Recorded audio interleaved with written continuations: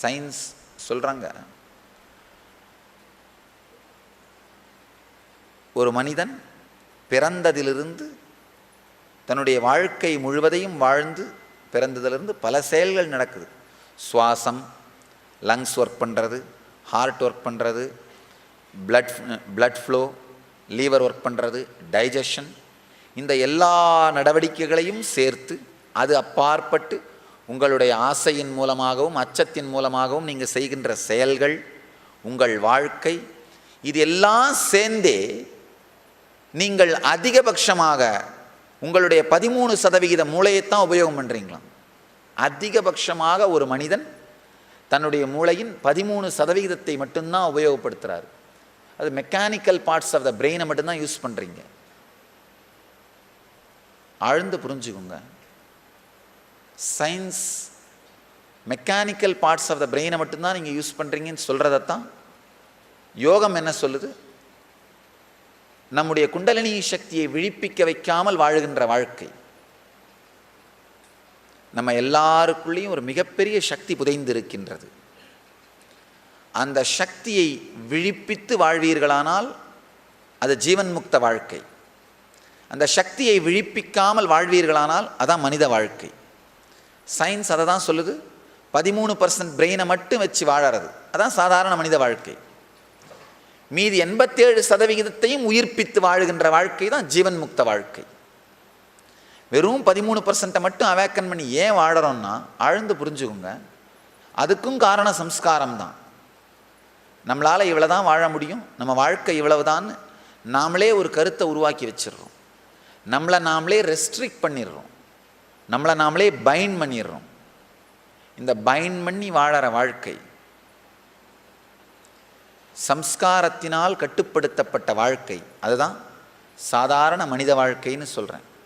சம்ஸ்காரங்களை தாண்டி சம்ஸ்காரங்களை உடைத்து வாழுகின்ற வாழ்க்கை தான் ஜீவன் முக்த வாழ்க்கை.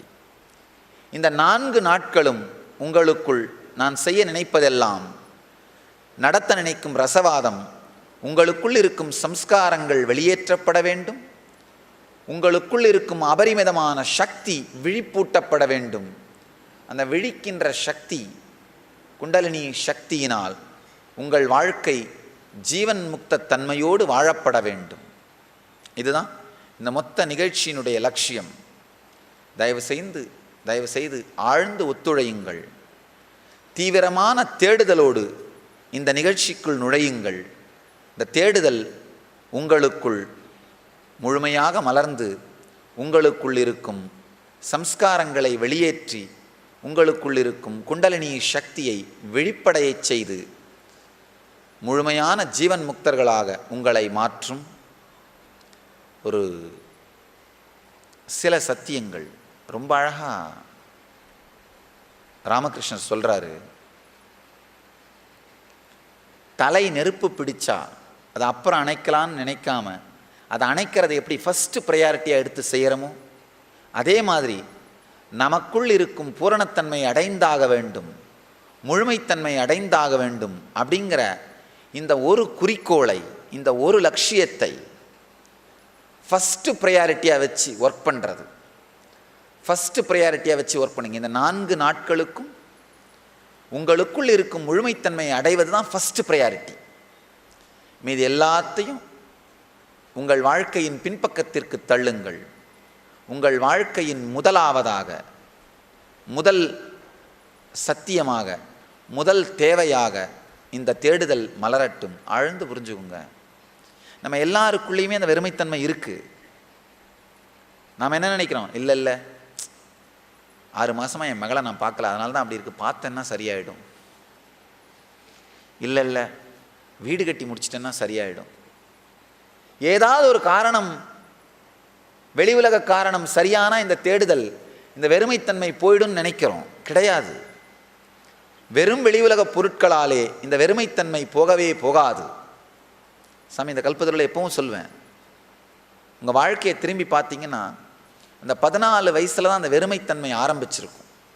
அது ஃபிசிக்கல் மெச்சூரிட்டி ஆனப்போ தான் அந்த வெறுமைத்தன்மை ஆரம்பிச்சிருக்கும். இப்போல்லாம் அந்த ஃபிசிக்கல் மெச்சூரிட்டி ஆகிறது ரொம்ப வயசு கீழே வந்துருச்சு. 10 அல்லது 12க்கெல்லாம் ஃபிசிக்கல் மெச்சூரிட்டி நடந்துருது. சின்ன வயசில் ஃபிசிக்கல் மெச்சூரிட்டி நடக்க ஆரம்பிச்சதுன்னா ஆயுள் குறையும். ஏன்னா நரம்புகளுடைய பலம் இருக்காது. இந்த ஸ்ட்ராங்கான சிக்னல்ஸை தாங்குற அளவுக்கு நரம்புக்கு ஸ்ட்ரென்த் இருக்காது. எனிஹவ், நம்முடைய ஃபிசிக்கல் மெச்சூரிட்டி நடக்கிற அந்த வயசில் தான் பார்த்திங்கன்னா நமக்குள்ள அந்த ஒரு அபூரணத்தன்மை, ஒரு எம்டினஸ், ஒரு வாய்ட் ஃபீலிங், வேக்கம் ஃபீலிங் ஆரம்பிக்கும். திரும்பி உங்கள் வாழ்க்கை அப்படியே பார்த்தீங்கன்னா தெரியும். அப்போ தான் ஆரம்பிச்சிருக்கும். அப்போ தான் அந்த எம்டி ஃபீலிங் ஆரம்பிச்சிருக்கும். அந்த எம்டினஸ் நாம் நினைப்போம் அந்த வயசில், இல்லை படித்து முடிச்சிட்டா லைஃபே செட்டில் ஆகிடும், இந்த எம்டினஸ் போயிடும், லைஃப் ஒரு ஃபுல்ஃபில்டாக இருக்கும்.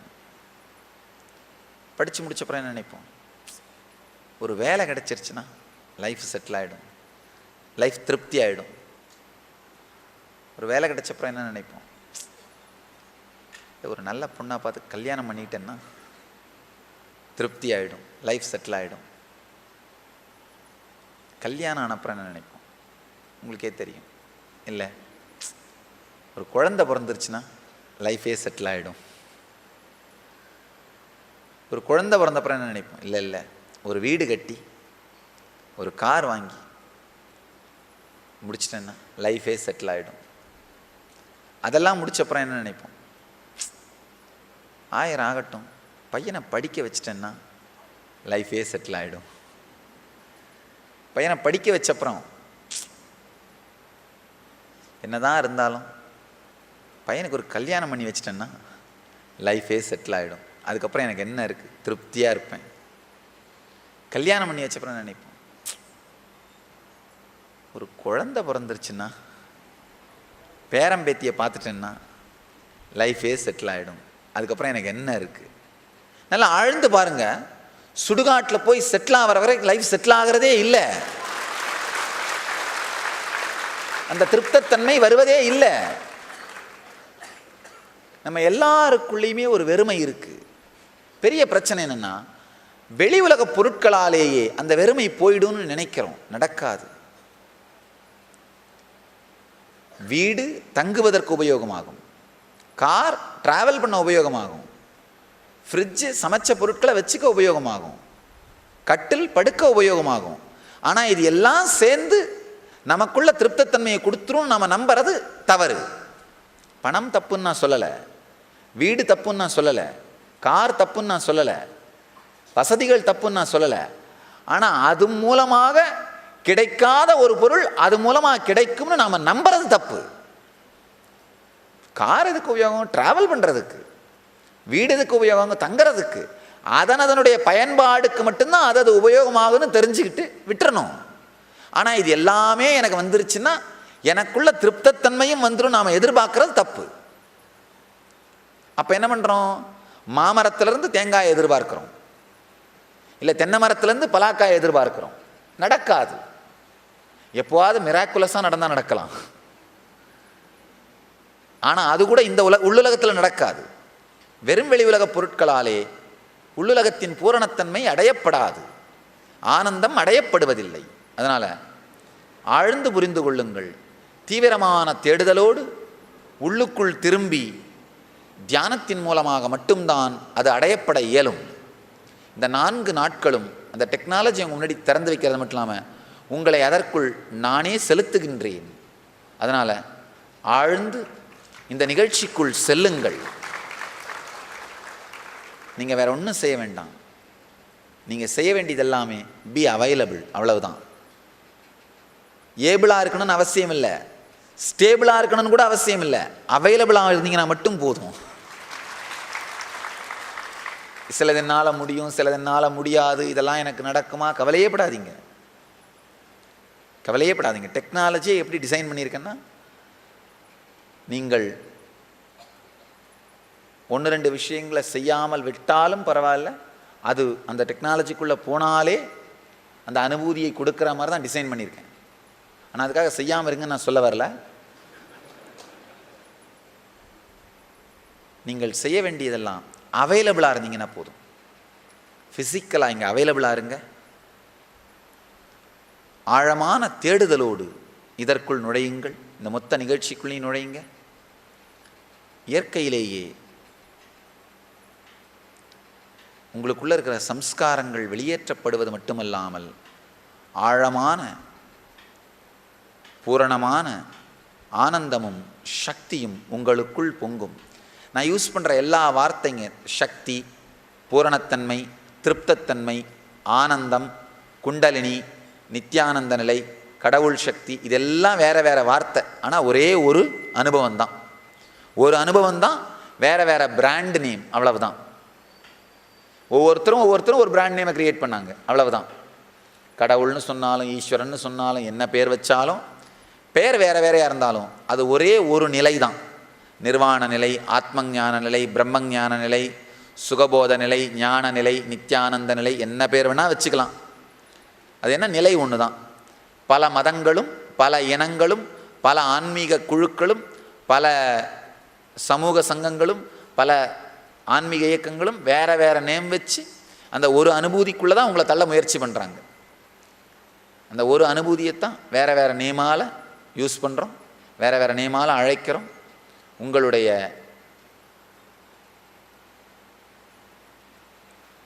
எல்லா முயற்சியையும் முழுமையாக அந்த அனுபூதியை அடைவதற்காக உபயோகப்படுத்துங்கள்.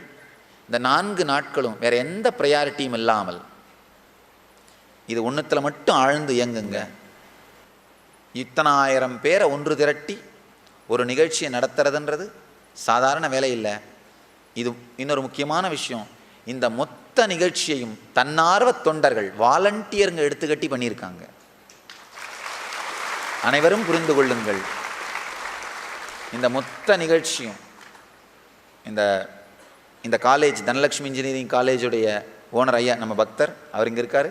இந்த காலேஜில் ஆர்கனைஸ் பண்ணதுலேருந்து, இந்த காலேஜை கொடுத்ததுலேருந்து, இங்கே வந்து ஒர்க் பண்ணியிருக்கிற, இந்த இடத்த க்ளீன் பண்ணதோ இல்லை பந்தல் போட்டதோ இல்லை உங்களுக்கு உணவு பரிமாற போகிறதோ, இது எல்லாமே தன்னார்வ தொண்டர்கள், வாலண்டியர்ஸ் எடுத்து பண்ணியிருக்கிற நிகழ்ச்சி.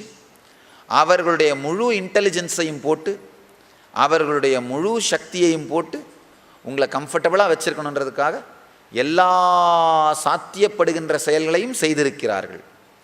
ஆனால் இதை மீறி 1-2 பிரச்சனைகள் உங்களுக்கு இருந்தால் நேச்சுரலாக என்ன பண்ணுவோம்? இந்த ஹாலை ஏசி பண்ணி தான் நல்லா இருந்திருக்கும். உண்மைதான், உங்களுக்கு மட்டும் இல்லை, எனக்கும் நல்லா தான் இருந்திருக்கும். ஆனால் சாத்தியக்கூறுகள்னு சிலது இருக்குது, சாத்தியக்கூறுகள்னு சிலது இருக்குது. இன்னொரு விஷயம், நம்ம மனம் எங்கே போனாலும் எதையாவது கிரிட்டிசைஸ் பண்ணுறதுன்றது பழக்கம். ஒரு கல்யாணத்துக்கு போனால் கூட என்ன பண்ணுவோம்? பாவம், அதுலேயும் தமிழ்நாட்டு கல்யாணங்கள் சிலது பார்த்துருக்கேன், கொடுமை. இந்த பொண்ணை பெற்றவங்க இருக்காங்க பாருங்க, படாத பாடுபட்டாகணும். ஒரு பெண்ணை பெற்றுறது அவ்வளோ பெரிய சாபக்கேடா இல்லை, அது பெரிய கொடுமை. சில கல்யாணங்களுக்கு அப்புறம் போகிறதே நிறுத்திட்டேன். நான் இதை பார்த்துட்டு தான் போகிறதே நிறுத்திட்டேன். அந்த பெண்ணை பெற்றவர் பாவம் படாத பாடுபட்டு அவர் வாழ்க்கையில் சம்பாதிச்ச மொத்தத்தையும் என்னென்னவோ பேர் சொல்கிறாங்க, என்ன சீர் வரதட்சணை என்னென்னவோ பண்ணி அதெல்லாம் செலவு பண்ணி கொடுக்கறது மட்டும் இல்லாமல் வேலை, இந்த கல்யாணத்துக்கு அவ்வளோ வேலையும் செஞ்சு முடிச்சாகணும். இதை செஞ்சு முடிக்கிறதெல்லாம் போக வர்றவங்களையெல்லாம் அவரே நின்று ரிசீவ் பண்ணணுமா? கல்யாணத்துக்கு ரிசீவ் பண்ணால் மட்டும் போதாதான், சாப்பிட்றதுக்கு வேறு தனியாக போய் கூப்பிடணுமா? போய் சாப்பிட்றதுக்கு வேறு தனியாக கூப்பிடணும். அதுவும் என்ன பண்ணுவாங்க, போய் சாப்பிட்டுட்டு நம்ம ஆளுங்க நல்லா சாப்பிட்டு முடிச்சுட்டு கை கழுவுற இடத்துல பேசிப்பாங்க. ரசத்தில் கொஞ்சம் உப்பு தூக்கலாக இருந்தது இல்லை, பாயசத்தில் சர்க்கரை கொஞ்சம் கம்மி இல்லை,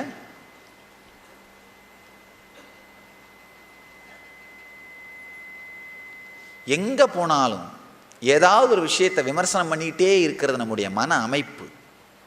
நம்முடைய மன அமைப்பு. தயவு செஞ்சு அடுத்த ஒரு 4 நாட்களுக்கு உங்களை சுற்றி நடக்கிற விஷயங்களையும் உங்களையும் ஆழ்ந்து ஏற்றுக்கொள்ளுங்கள். ஒரு 4 நாள் கம்ப்ளைண்ட் பண்ணாமல் இருந்து பாருங்களேன், வாழ்க்கை எப்படி தான் இருக்குன்னு பார்க்கலாம். ஒரு 4 நாள் ஒரு புது முயற்சி, ஒரு 4 நாள் கம்ப்ளைண்ட் பண்ணாமல் இருந்து பாருங்களேன். சுற்றி நடக்கிற எல்லாத்தையும் அக்செப்ட் பண்ணிக்கிட்டு, ஒரு கொசு கடிச்சா கூட உடனடியாக அதை அடிக்காமல் என்ன நடக்குது, ஏன் நான் இவ்வளோ இரிட்டேட் ஆகிறேன், அங்கே வர்ற வலி பார்த்தீங்கன்னா, அது கொசு கடிக்கும்போது வர்ற வலி பார்த்தீங்கன்னா ஒரே ஒரு இன்ச் தான், ஒரு ஊசி முனை குத்துற இடத்துல மட்டும் தான் வலி வரும். ஆனால் உங்களுக்கு வர எரிச்சல் பார்த்தீங்கன்னா உடம்பு முழுக்க பரவும். அப்போ பார்த்தீங்கன்னா கொசுவை விட நீங்கள் உங்களுக்கு கொடுத்துக்கிற துக்கம் ஜாஸ்தி. கொசு ஒரு ஊசி நுனையில் மட்டும்தான் உங்களுக்கு துக்கம் கொடுக்குது. ஆனால் நீங்கள் உங்களுடைய உடலுடைய ஒவ்வொரு மயிர்காலிலும் துக்கத்தை அளித்துக் கொள்கிறீர்கள். நீங்கள் பண்ணுற ரெஸ்பான்ஸ், நீங்கள் உங்களுக்கு துக்கத்தை கொடுத்துக்கிறீங்க. ஒரு 4 நாட்கள் இங்கேயும் ஆழ்ந்து பார்த்தீங்கன்னா அப்படி தான் இருக்கும், வேறு ஒன்றும் இல்லை. நீங்கள் குடிக்கிற நேரத்தில் அந்த தண்ணி வரலைன்னா உண்மையில் அந்த தொண்டையில் ஒரு 2-3 இன்ச்சில் மட்டும்தான் தாகம்ங்கிற துக்கம் இருக்கும்.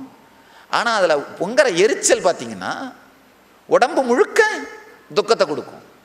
உண்மையில் நீங்கள் உங்களுக்கு கொடுத்துக்கிற நான் அக்செப்டன்ஸால் கொடுத்துக்கிற துக்கத்தை விட வேற யாரும் உங்களை துக்கப்படுத்த முடியாது. ஒரு 4 நாட்கள் நான் அக்செப்டன்ஸால் உங்களுக்கு நீங்களே துக்கம் கொடுத்துக்கிறத நிறுத்தினீங்கன்னா போதும். ஒரு 4 நாட்களுக்கு மட்டும் நான் அக்செப்டன்ஸால் உங்களுக்கு நீங்களே துக்கத்தை கொடுத்து கொள்வதை நிறுத்தி விடுங்கள். என்ன நடந்தாலும் ஆழ்ந்து உள்வாங்குங்கள், ஆழ்ந்து ஏற்றுக்கொள்ளுங்கள், அதை ஆழ்ந்து வாழ்ந்து பாருங்கள். உங்களுக்கெல்லாம் தெரியும், சாதாரண வேலை இல்லை. இத்தனை 1000 பேரை கூட்டி ஒரு சாதாரண கல்யாணம்னா ஒரு 200லேருந்து 300 பேர் கேதராவாங்க. ஒரு 2 வேளை சாப்பாடு போடுவாங்க. அதுவே எவ்வளோ பெரிய வேலை அப்படின்னு உங்களுக்கு தெரியும் நினைக்கிறேன். இத்தனை 1000 பேர் ஒன்று கூடி சாப்பிட்றது மட்டும் இல்லை, 4 நாள் தங்க போகிறீங்க. 4 நாள் தங்க போகிறீங்க. இவ்வளோ பெரிய வேலையும் நடத்தி இவ்வளோ பெரிய வேலையும் நிகழ்த்துவதுங்கிறது சாதாரண வேலை இல்லை. இது அத்தனையும் எந்த பெய்டு ஒர்க்கரும் இல்லாமல், சம்பளம் வாங்கி கொண்டு வேலை செய்பவர்கள் ஒருவர் கூட இல்லாமல், நான் அடைந்த ஆனந்தம் மற்றவர்களுக்கு சென்று சேர வேண்டும்ன்ற இன்ஸ்பிரேஷனுடைய மக்களாலேயே இந்த நிகழ்ச்சி நடத்தப்படுகிறது. ஆழ்ந்து புரிஞ்சுங்க சாமி. அதுதான் சொல்லுவேன், எப்பவும் சொல்லுவேன். பல பேர் எங்கிட்ட கேட்குறது உண்டு, சாமி ப்ரொஃபஷனல் பீப்புளை வச்சு நடத்தினா இன்னும் நிறைய பேரை சேர்க்கலாம், நிறைய வேலை நடத்தலாமே சாமி அப்படின்னு சொல்கிறது இல்லை. தான் அடைந்த ஆனந்தம் மற்றவர்களுக்கு சென்று சேர வேண்டும்னு நினைப்பவர்கள் தான் இந்த நான் டீச் பண்ணுற இந்த தியானத்துக்கான டெஸ்டிமோனியல்ஸ். இந்த சத்தியம் நான் சொல்கிறேன், இந்த ஜீவன் முக்த வாழ்க்கை அப்படின்னு நான் சொல்கிறேன் இல்லையா, அந்த சத்தியத்தை வாழுபவர்கள், அந்த சத்தியத்தை வாழுபவர்கள் அவங்கெல்லாம் லிவிங் டெஸ்டிமோனியல்ஸ், அந்த வாலண்டியர்ஸ். ஸோ நேச்சுரலாக இவர்களால் நடத்தப்படும் பொழுது தான் இது இன்னும் ஆழமாக சொல்லப்படும். இப்போ இந்த வாலண்டியர்ஸை வச்சு நான் ரன் பண்ணுறதுனால அகலமாக போகாமல் இருக்கலாம், ஆனால் ஆழமாக போக முடியும். அகலமாக போகிறத விட ஆழமாக போகிறது தான் நான் விரும்புகிறேன். அதனால் இந்த 4 நாட்களும் முழுமையான அக்செப்டன்ஸோட ஆழ்ந்து இந்த நிகழ்ச்சியை உள்வாங்குங்கள். ஆழமான தேடுதல் உங்களுக்குள்ளே வந்ததுன்னா போதும். தேடுதல் அப்படிங்கிற சூடு உடல் முழுக்க பரவச்சினாலே எரிச்சல்ங்கிற சூடு அடங்கிடும். இப்போ தேடுதல் சூடு இல்லாததுனால எதை பார்த்தாலும் என்ன தோணும், எரிச்சலாக இருக்கும். உங்கள் வாழ்க்கையை பார்த்தீங்கன்னா ஒரு தொடர்ந்த கண்டினியூவஸ் இரிட்டேஷனை கேரி பண்ணிட்டு இருப்பீங்க. பாருங்கள் நீங்களே, காலையில் பெட்டில் இருந்து எந்திரிச்சதுலேருந்து ராத்திரி தூங்க போகிற வரைக்கும் எதை பார்த்தாலும் என்ன எரிஞ்சு விழறது. உங்களை இரிட்டேட் பண்ணுறதுக்கு இன்னும் பெருசாக எதுவும் பண்ண வேண்டாம். உங்கள் முன்னாடி வந்தாலே போதும், யாராவது உங்கள் முன்னாடி வந்தாலே போதும், என்ன பண்ணுறோம், அவங்களுக்கு உங்கள் ஆசீர்வாதம் உண்டு. அதாவது எரிஞ்சு விடுறதுக்காக காத்துட்ருக்கோம் பாருங்கள், காத்துட்ருக்கோம். எரியறதுக்காகவும் வெடிக்கிறதுக்காகவும் காத்துட்ருக்குறோம். ஒரு நடமாடும் எரிமலை மாதிரி தான் இருக்கும் பாருங்கள். ஒரு சின்ன டம்ளரை கூட வீட்டில் வேகமாக யாராவது வச்சா என்ன பண்ணுவோம், உன் அப்பா வீட்டில் தான் எடுத்துகிட்டு வந்த உடனே அந்த அம்மா சும்மா இருப்பாங்களா, நீ கிழிக்கிற கிழி காஃபியே ஜாஸ்தி, என் அப்பா வீட்டை பற்றி பேசாத. இதுதான் எரிஞ்சு விடுறதுக்கு காத்துட்ருக்குறோம், வெடிக்கிறதுக்கு காத்துட்ருக்குறோம், நடமாடும் எரிமலை மாதிரி வாழறோம். இந்த 4 நாட்கள் இந்த கான்ஸ்டன்ட் இரிட்டேஷனை ட்ராப் பண்ணிவிட்டு, நம்ம கான்ஸ்டண்ட்டாக கேரி பண்ணிகிட்ருக்கிற அந்த எரிச்சலை ட்ராப் பண்ணிவிட்டு ஆழமான அக்செப்டன்ஸோட ஆழமான உள்வாங்கும் தன்மையோடு வாழ துவங்குங்கள். ட்ரை பண்ணி பார்ப்போம், கட்டாயமாக முடியும். நினைக்காதீங்க இல்லை நான் இதுக்கு மேலே எப்போவுமே அப்படி தான் இருக்க போகிறேன்னு நினைக்காதீங்க. ஃபஸ்ட்டு இந்த 4 நாள் ட்ரை பண்ணி பாருங்கள். எப்போவுமே அப்படி தான் இருக்க போகிறேன்னு நினச்சிங்கன்னா அந்த சங்கல்பம் என்ன ஆகும், எங்கேயோ போய் மறைஞ்சிரும். இந்த 4 நாள் மட்டும் முயற்சி பண்ணுங்கள். 4 நாட்கள் ஆழ்ந்து எரிச்சலற்ற மனநிலையோடு ஆழமான தேடுதலோடு கரைந்து இந்த நிகழ்ச்சிக்குள்ள நுழைய முயற்சி செய்யுங்கள்.